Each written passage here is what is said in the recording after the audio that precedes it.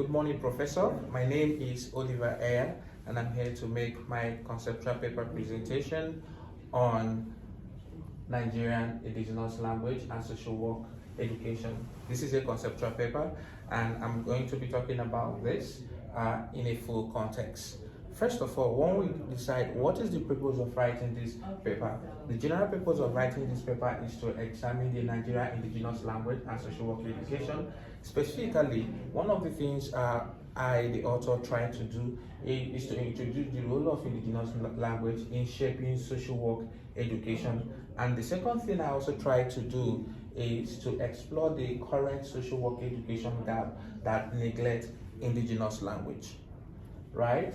Then it is worthy to note that the nexus between Nigerian Indigenous language and social work education has fluctuated over time, making it very difficult for educators in Nigeria to integrate cultural practice and values during teaching. Now, the development of social work education in most African countries have been strongly dominated and molded by Western pedagogy or Western knowledge during the colonial era. During the point where the colonial masters came to Nigeria, social work education was introduced, and the Nigerian educators, the Nigerian social work educators are actually clamoring that it is important for us to also integrate social work, Nigerian social work practice into the already existing social work education to make it blend very well so that Nigerian people can actually understand how to use social work knowledge and practice effectively. So now, one may wonder, what is indigenous knowledge? Indigenous knowledge has to do with a culturally specific dimension, dynamic, and holistic knowledge system, like on cultural survival. One of the examples of indigenous knowledge, as one may wonder, is storytelling as a teaching method.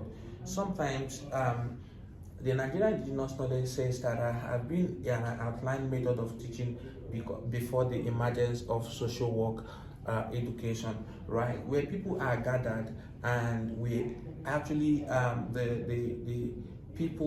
the Nigerian local educators help them to learn by telling them stories about things that happen within the environment, about the cultural values, about the cultural practices, and that has always helped people to move progressively, to actually gain informal way of educating. So it is important to actually integrate this Western type of education and local, which is Nigerian indigenous knowledge, together to actually have some kind of harmony or make it blend very well.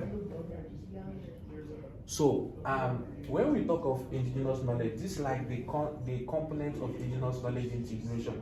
In this component, the central person is the student, right? This is the student, and in this the student is like the beneficiary to all this integration. Now we have the social work educators, we have the local educators, we have the community members, and we have the traditional rulers. So these are like the components, and these components actually helps greatly in modeling or helping to shape the way social work education is being practiced in Nigeria.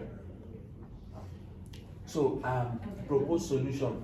I decided to bring bottom-up model as the conceptual framework for this, because for you to be able to integrate social work education, indigenous knowledge into social work education, it's very important for you to actually start from the bottom. Look at what is being done at the bottom. How have these people been, solving their problems at the bottom?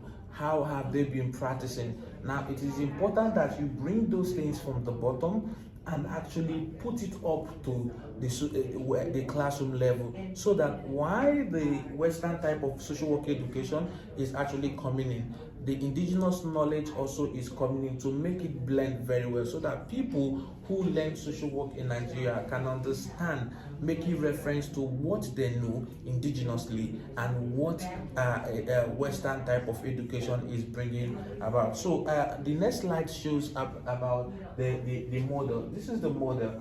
Now, this is like the bottom. If you look at this triangular shape, this is like the bottom, where we have from traditional rulers, community members, then up to local educators, then the student, then the social work educators. Look at this closely. This is the local educators, and this is the social work educators. So there should be a blend. This, like this students here are the recipients. So there should be a blend. These people bringing their knowledge, these people bringing their knowledge, and these people being the beneficiary, who are the students, being the beneficiary to actually learn during the fieldwork practice, during the classroom learning, during the research and what have you. This student will be able to, blend this two knowledge coming from both the local educators and the indigenous local educators and the social work educators, to be able to blend it well. And after this, all these things goes to Association of Social Workers Education in Nigeria, which is ASWEN. Now it goes to them for them to be able to harmonize, to know these things that have been put into place, is it actually making sense or not?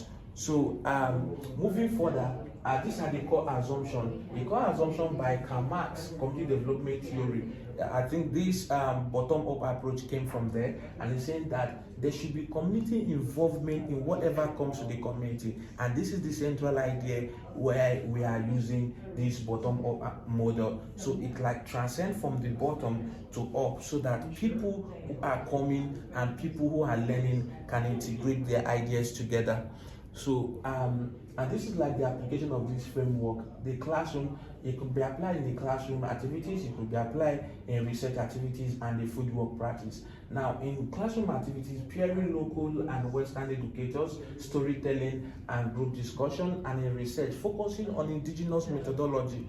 There's ways in which one can actually, do their research indigenously. There are indigenous methodologies such as, storytelling and listening to people's, problems, so that you can be able to, use that methodology. And mostly is always a qualitative method of data collection. And also one of the applications, it can also be a slightly traditional intervention by fieldwork practice. For instance, there's what they call elder resolving conflict. When people have problems, the elder comes together and help them to resolve conflict. These are ways of applying this framework. And we have challenges, we have benefits, and challenges of this integration. One of the benefits is that it enhances cultural competence among social workers. And one of the challenges is that there's fear for losing academic discipline and professionalism. Okay, because of time, I also talk about the conclusion and recommendation. It is important that integrating indigenous knowledge in social work education ensures cultural relevance and effective process. Imagine a situation where this too, the Western type of education is incorporated with indigenous knowledge. That is the local way of teaching. Then when these things are being done, people can be able to learn and learn effectively without losing most of the point, right? Because most people assume that this is like this social work education in Nigeria is dominated by Western education. So when these two come together, they can blend together and make it work effectively. In recommendation, social work educators should use this framework to offer in this paper as an essential tool in integrating knowledge, value, content across both the BSW curriculum, core curriculum, and including community rulers and as agency supervisors for social work students. So it is very, very important for us to be able to integrate this, so that social workers to integrate into the curriculum of social work students, especially starting from the BSc stage, BSW stage, so that people can begin to learn. And also when they go to the field where they assign these social workers there, when they go to the field where they assign these indigenous people there as their supervisors, they'll be able to work effectively with them. These are the references. I have over 50 authors. Over 50 authors were cited in these references, and I specifically used APA style 7th edition. Thank you so much, Professor, and do have a great day. Thank you.